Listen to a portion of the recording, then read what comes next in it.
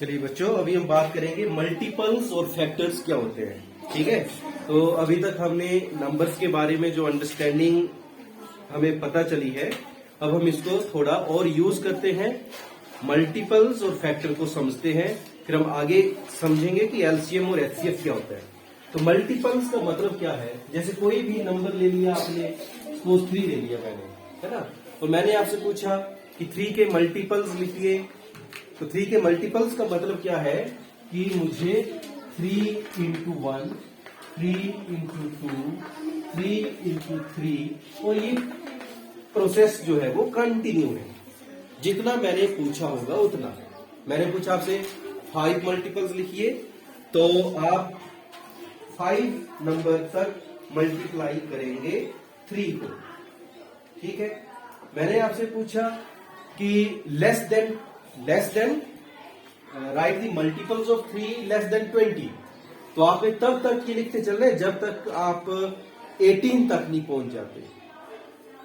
ठीक, ये मैंने बोला आपको कि राइट मल्टीपल्स लेस देन 100, तो लेस देन 100 लिखने हैं आपने, तो आपको कब तक लिखने हैं, जब तक आप लास्ट जो नंबर है आपका वो 100 से एक्सीड नहीं कर जाता, मतलब 100 से पीछे पीछे तक लिखने हैं आपको। जैसे ही 100 से एक्सीड कर जाए, 100 से आगे का आ जाए कोई मल्टीपल, तो वो नहीं लेना है, 100 से पीछे वाले सारे लेने हैं। और मल्टीपल कैसे करने हैं आपने, कि हम क्या कर रहे हैं, नेचुरल नंबर मल्टीप्लाई करते जा रहे हैं इसके साथ, है ना। 1 किया मल्टीप्लाई, 2 किया, 3 किया, फिर 4, 5, 6, 7, 8, 9, 10 इस तरह से कंटिन्यू मल्टीप्लाई करते रहेंगे, तब तक जितना आपसे पूछा है उतना। ठीक होगी बात। ठीक है, तो वैसे मैं बोलूं अगर इसका कि right the multiples of 3, right the multiples of 3 between 90 and 100। क्या बोला मैंने आपको, right multiples of 3 between 90 and 100। तो 90 और 100 के बीच के 3 के मल्टीपल्स कौन कौन है, तो वो कौन कौन से नंबर हैं जो 3 के टेबल में आते हैं, बोलने का मतलब ये है। ठीक है, तो जैसे 90 है, मैंने लेकिन बोला है बिटवीन मतलब 90 से आगे और 100 से पीछे। ठीक है ना, 90 नहीं लूंगा, 90 से आगे का कौन सा नंबर है जो 3 के टेबल में आ जाएगा। Very good, 90। अगर 91, किसको डाउट है 91 के बारे में, क्या 91 3 का मल्टीपल है कि नहीं है, तो यहां हम डिविजिबिलिटी टेस्ट लगाएंगे, ये 3 से डिवाइड हो रहा है कि नहीं हो रहा है। 3 से कैसे बताया था, इनका सम करेंगे, 9 और 1, 9 प्लस 1 10 हो गया, तो 10 3 के टेबल में नहीं आता, तो मतलब ये 3 से डिवाइड नहीं होगा। तो इस तरह से 92 देख लो, 92 9 प्लस 2 11, अब 11 3 के टेबल में नहीं आता, मतलब ये भी 3 से डिवाइड नहीं होगा। फिर आया 93 9 प्लस 3 12 3 के टेबल में आता है, मतलब 93 भी 3 के टेबल में आता है, मतलब ये 93 का मल्टीपल है। अब फिर 3 प्लस करते चलो, 93 96 99। अब 99 से आगे प्लस 3 करता हूं तो वो 100 से एक्सीड हो जाएगा। तो इसका मतलब है मल्टीपल्स ऑफ 3 बिटवीन 90 एंड 100 कौन कौन से आए, ये 3 नंबर आए। समझ आ रहा है कैसे पता किया हमने, मल्टीपल्स का पता चला, क्या बोल रहे हैं हम, कि वो कौन कौन से नंबर हैं जो 3 से डिवाइड हो जाएंगे, ऐसा बोल सकते हैं। ऐसा बोल सकते हैं, ये 3 से डिवाइड हो जाएगा, ये भी 3 से डिवाइड हो जाएगा कंप्लीटली, ये भी 3 से डिवाइड हो जाएगा। ये ऐसा भी बोल सकते हैं कि वो कौन कौन से नंबर है जो 3 के टेबल में आते हैं। 3 का टेबल सिर्फ 10 तक ही नहीं होता है, 11 12 13 अप टू 100 तक हो गया। 100 3 तक कितने होंगे, 300। ठीक है, तो 300 क्या हुआ, 3 का मल्टीपल हुआ कि नहीं हुआ, हुआ है ना। जो 3 के टेबल में आ गया, जो 3 से किसी नंबर को मल्टीप्लाई करने पर जो नंबर मिला वो 3 का मल्टीपल है। 3 से किसी नंबर को मल्टीप्लाई करने पर जो नंबर मिला वो 3 का मल्टीपल है। आ रही बात समझ। तो इसी तरह से मैं बोलूंगा आपको कि right multiples of 12, right multiples of 12 between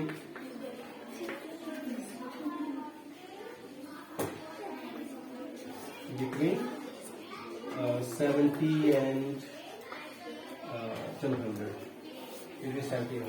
1700 के बीच में 12 के मल्टीपल्स कौन कौन से हैं? हाँ, कौन से हैं? 12 6 जो होते हैं 72, 12 7 84, 12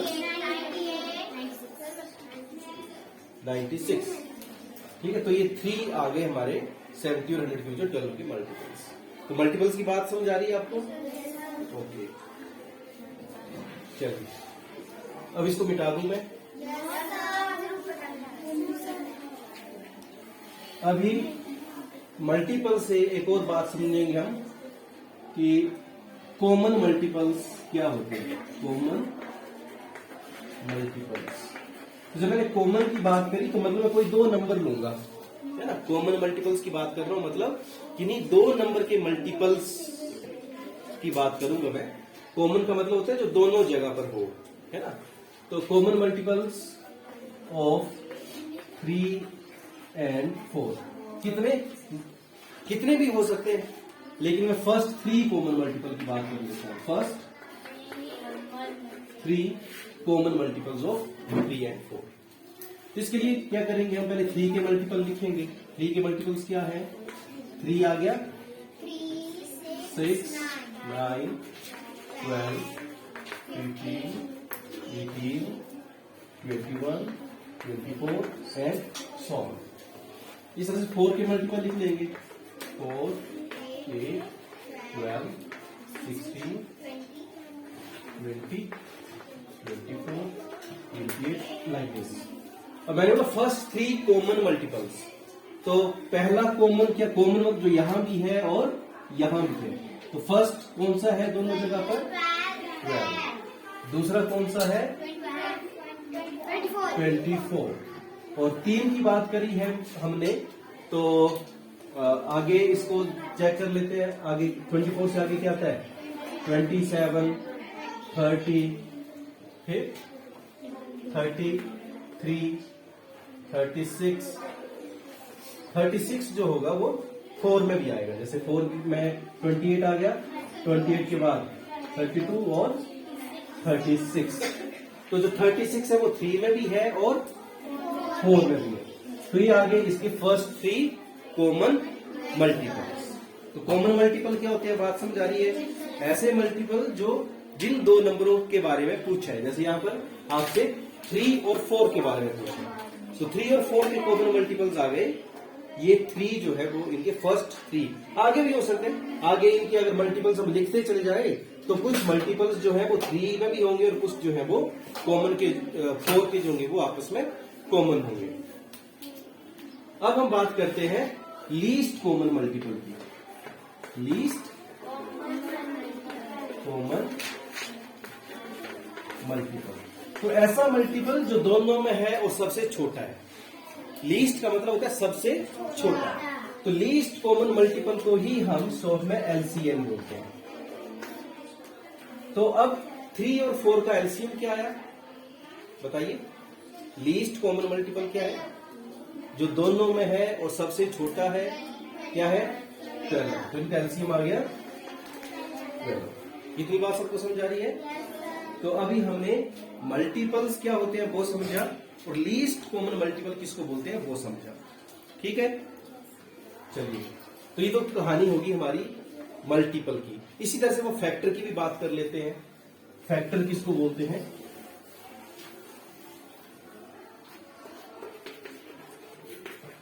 फैक्टर किसी नंबर के लिखने हैं मुझे, मैं मान लो 12 के फैक्टर्स लिखता हूं। फैक्टर्स ऑफ 12, इसका मतलब है वो उन नंबर्स की बात कर रहा हूं जिनसे ये डिवाइड हो जाएगा। ठीक है ना। किसी नंबर के मल्टीपल्स जो है वो इनफिनाइट हो सकते हैं। मतलब कितनी तक गिनती लिख, 3 के कितने मल्टीपल हो सकते हैं? जितने नेचुरल नंबर्स हैं, हर एक नंबर को मल्टीप्लाई कर दो 3 के साथ, उसका मल्टीपल बन जाएगा। ठीक है, लेकिन फैक्टर्स कितने होंगे? 12 के कितने फैक्टर होंगे? वो फाइनाइट है। जिनसे वो नंबर डिवाइड होगा वो ही उसके फैक्टर होंगे। बात समझ आ रही है आपको? मल्टीपल्स क्या बोला हमने? मल्टीपल में 3 के कितने मल्टीपल? 1000 तक लिख दो, लाख तक लिख लो, करोड़ तक लिख लो, अनगिनत कितने भी लिख लो, आप जितने नेचुरल नंबर उतने मल्टीपल लिख लो। लेकिन फैक्टर्स की जब बात करेंगे तो इस नंबर के फैक्टर्स कितने हैं, वो नंबर जिनसे ये डिवाइड होगा वो ही इसके फैक्टर है, बस, है ना। तो दो फैक्टर जो हर एक नंबर के होंगे वो एक वो 1 और दूसरा वो नंबर इटसेल्फ। 12 भी इसका फैक्टर है क्योंकि 12 से डिवाइड हो जाएगा, 12 1 12 और 1 से भी डिवाइड हो जाएगा। किसी भी कोई भी नंबर है वो 1 उसका फैक्टर होता ही होता है, ठीक है। तो दो फैक्टर तो हमेशा किसी भी नंबर के होंगे ही होंगे। इसके अलावा ये किस से डिवाइड होता है, 2 से हो जाएगा, 3 से हो जाएगा, 4 से हो जाएगा, 6 से हो जाएगा। कोई भी नंबर जो 2 से डिवाइड हो रहा है वो उस नंबर के हाफ से भी डिवाइड होगा, ठीक है। तो इसको स्किप नहीं करना है। 12 2 से डिवाइड हो गया, इसका मतलब है ये 6 से भी डिवाइड होगा। और जब इस नंबर का हाफ हमें मिल गया, इसके बाद कोई फैक्टर इसका हो नहीं सकता। 6 के आगे कोई नंबर ऐसा नहीं हो सकता जो 12 को डिवाइड कर दे।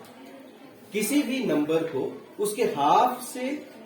उसके हाफ और उसके बीच में कोई भी ऐसा नंबर नहीं हो सकता जो उसको डिवाइड कर दे, ठीक है। ये 12 को लिख लिया, इस तरह से फैक्टर्स ऑफ 16 लिखते हैं, फैक्टर्स ऑफ 16। अब इसका भी 1 हर एक नंबर का फैक्टर होगा ही होगा। 1 के आगे 2 से डिवाइड होता है, यस। 3 से होता है, 3 से होता है, नो। 4 से होता है, 5 से, 6 से, 7 से, 8 से, और फिर 8 क्या आ गया, 16 का हाफ आ गया। तो अब आगे 9 10 करने की जरूरत नहीं है क्योंकि इसके हाफ से आगे कोई भी डिजिट इसको डिवाइड नहीं कर सकता।